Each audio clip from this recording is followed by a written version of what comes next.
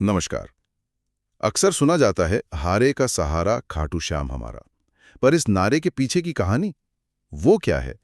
आज हम इसी पूजनीय कथा पर मतलब खाटू श्याम जी की कहानी पर थोड़ी गहराई से बात करेंगे, जो भी जानकारी हमारे पास है उसके आधार पर। कभी सोचा है महाभारत का सबसे शक्तिशाली योद्धा कौन हो सकता था? अर्जुन, भीम या शायद कर्ण? पर क्या हो अगर कोई ऐसा योद्धा था जो शायद इन सबसे भी भारी पड़ सकता था। आज बात हो रही है बर्बरिक की, भीम के पोते घटोत्कच के पुत्र, जो आज खाटू श्याम जी के रूप में पूजे जाते हैं। बचपन से ही कहते हैं बहुत बलवान थे। तो चलिए इस कहानी को थोड़ा खोलते हैं। बर्बरिक को भगवान शिव से वो 3 अमोघ बाण मिले थे। हाँ, वो 3 बाण। ऐसे बाण जो कहते हैं पूरी सेना को पल भर में खत्म कर सकते थे। बिल्कुल। और देखिए, इन बाणों की शक्ति ही मतलब इस कहानी का एक तरह से केंद्र बिंदु है। ये सिर्फ हथियार नहीं थे, ये महाभारत युद्ध का नतीजा कुछ ही पलों में तय कर सकते थे। उनकी शक्ति, उनकी कहानी सब इन्हीं बाणों के इर्द गिर्द घूमती है। और बर्बरीक ने एक घोषणा भी की थी, है ना, कि वे युद्ध में उसी पक्ष का साथ देंगे जो कमजोर होगा। हाँ, जो हार रहा होगा। सुनने में तो बहुत न्यायप्रिय लगता है, मतलब कमजोर का साथ देना। हाँ, न्यायप्रिय तो है, पर सोचिए, अगर हम इसे बड़े परिप्रेक्ष्य में देखें, श्री कृष्ण समझ गए कि बर्बरीक की ये शक्ति और ये वचन, ये युद्ध की दिशा और शायद उद्देश्य दोनों को ही बदल देंगे। कैसे? देखिए, जो भी पक्ष हारने लगता, बर्बरीक उसकी ओर हो जाते। फिर वो पक्ष जीतने लगता, दूसरा हारने लगता। तो बर्बरीक फिर पाला बदल लेते? हाँ, और अंततः शायद सब समाप्त हो जाता। युद्ध का जो मूल उद्देश्य था, धर्म की स्थापना, वो शायद पूरा ही नहीं हो पाता। ये तो वाकई एक जटिल स्थिति बन जाती। अच्छा, यहाँ बात और भी दिलचस्प हो जाती है जब श्री कृष्ण उनकी परीक्षा लेने पहुंचते हैं। हाँ, वो ब्राह्मण का वेश धरकर। उन्होंने बर्बरीक से कहा कि एक पीपल के पेड़ के सारे पत्ते एक ही बाण से भेद कर दिखाओ, के नीचे छुपा लिया था। हाँ, ने सोचकर कि ये बच जाएगा। पर बाण सारे पत्ते भेद कर सीधे कृष्ण के पैर के पास आकर रुक गया। बर्बरीक ने कहा, हे ब्राह्मण, पैर हटा लीजिए, वरना ये पत्ता भेदने के लिए आपके पैर को भी भेद देगा। बाप रे!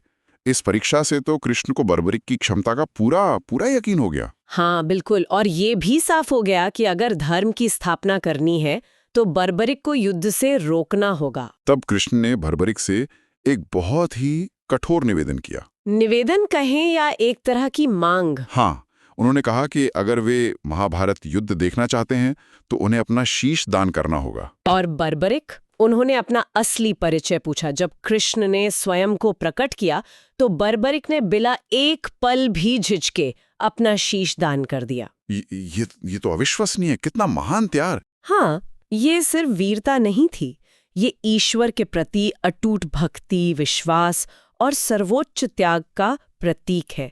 कृष्ण उनके इस त्याग से बहुत प्रसन्न हुए और उन्हें अमरत्व का वरदान दिया।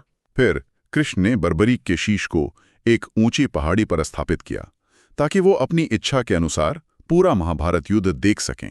और यहीं उन्हें वो प्रसिद्ध वरदान मिला। कृष्ण ने कहा कि कलयुग में, यानी हमारे इस युग में, बर्बरीक उनके अपने नाम श्याम से पूजे जाएंगे। और क्योंकि उनका शीश खाटू नगर में स्थापित हुआ, इसलिए वे खाटू श्याम कहलाए। अच्छा, तो ये कहानी है खाटू श्याम नाम के पीछे की। हाँ, और उन्हें ये वरदान भी मिला कि जो भी सच्चे मन से उनके दरबार में आएगा, हारे हुए मन से आएगा, उसकी मनोकामना पूरी होगी। वो हारे का सहारा बनेंगे। युद्ध के बाद की भी एक बात है ना, जब पांडवों में श्रेय लेने की होड़ मची थी। बिल्कुल। तब कृष्ण ने कहा कि फैसला बर्बरीक करेंगे, क्योंकि उन्होंने ही पूरा युद्ध निष्पक्ष रूप से देखा है। और बर्बरीक के शीश ने क्या कहा? उन्होंने कहा कि उन्हें तो युद्ध भूमि में हर तरफ केवल कृष्ण का सुदर्शन चक्र ही चलता दिखाई दिया। जीत का असली श्रेय तो केवल कृष्ण को ही जाता है। वाह, ये बात भी कहानी के गहरे अर्थ को उजागर करती है। हाँ, कि कर्ता कौन है और बर्बरीक की निष्पक्षता भी। और इसी वरदान के फलस्वरूप आज भी भक्त उन्हें श्रद्धा से हारे का सहारा कहकर याद करते हैं। जो लोग जीवन में निराशा या हार महसूस करते हैं, वो उनमें एक संबल पाते हैं। तो इस पूरी कहानी से मुख्य सीख क्या मिलती है? मेरे ख्याल से एक तो बल के साथ विवेक का महत्व, सही। दूसरा वचनबद्धता के नैतिक पहलू, और सबसे बढ़ के त्याग और भक्ति का मार्ग। तो मतलब खाटू श्याम जी की कहानी हमें कठिन परिस्थितियों में भी आस्था और सहारे की उम्मीद देती है। त्याग और भक्ति की एक अनूठी मिसाल है ये। बिल्कुल। जाते जाते एक सवाल मन में आता है सोचने के लिए। हाँ, आज की इस जटिल दुनिया में जहां सही गलत अक्सर इतना साफ नहीं होता, बर्बरीक का वो सिद्धांत कमजोर पक्ष का साथ देना वो कितना प्रासंगिक है? और क्या धर्म की स्थापना के लिए व्यक्तिगत वचन को तोड़ना या त्यागना क्या वो हमेशा सही होता है? इस पर विचार किया जा सकता है।